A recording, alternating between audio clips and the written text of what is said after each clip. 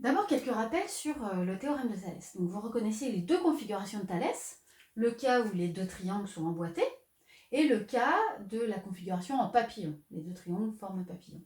Le théorème de Thalès nous dit que si les droites MN et BC sont parallèles, dans ce cas-là ou dans ce cas-là, alors nos deux triangles ont les longueurs de leur côté proportionnelles.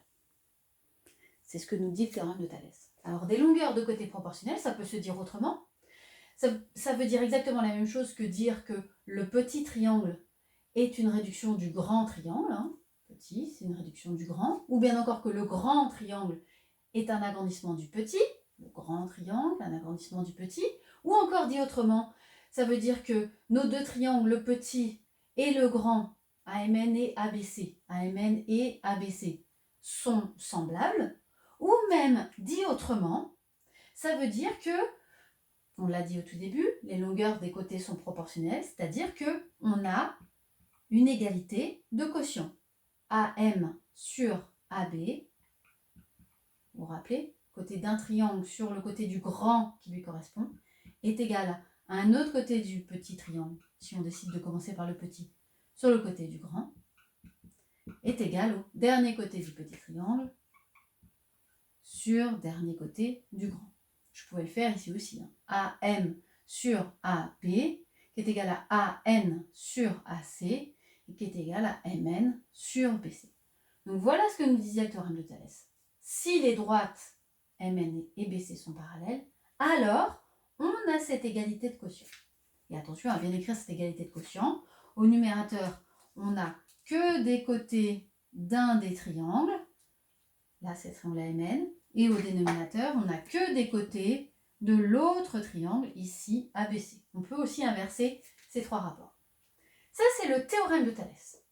La réciproque du théorème de Thalès, et ce n'est pas la première fois qu'on rencontre la réciproque d'un théorème ou d'une propriété, c'est dire les choses dans l'autre sens.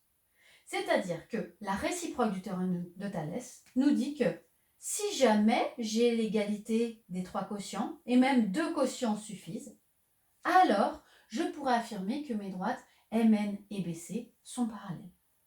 Si j'ai l'égalité de quotients, et je viens de vous dire que même deux quotients suffisent,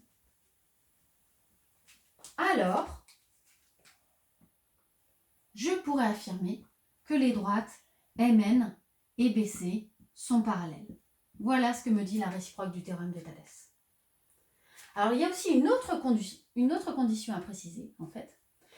C'est qu'il faut préciser que les points A, M, N, A, M, N sont alignés dans le même ordre que A, B, C. Ça, c'est juste parce que, vous voyez, si jamais on inversait l'ordre de N et C, j'aurais pu les droites MN et BC. Dans ce cas, mes droites MN et BC, elles sont séquentes. Il est impossible qu'elles soient parallèles. Donc, il faut juste préciser qu'on est bien dans le bon ordre. C'est bien A, M, B qui sont alignés dans le même ordre que A, N, C. Et dans ce cas, on pourra bien parler du parallélisme de MN et BC.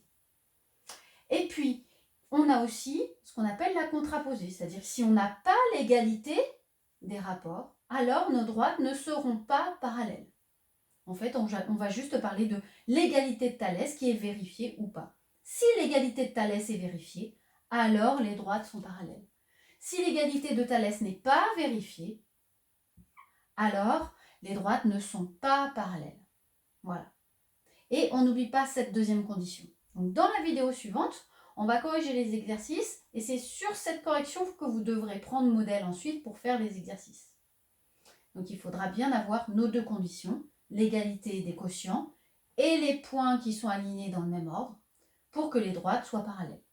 Et si les quotients ne sont pas égaux, les droites ne seront pas parallèles.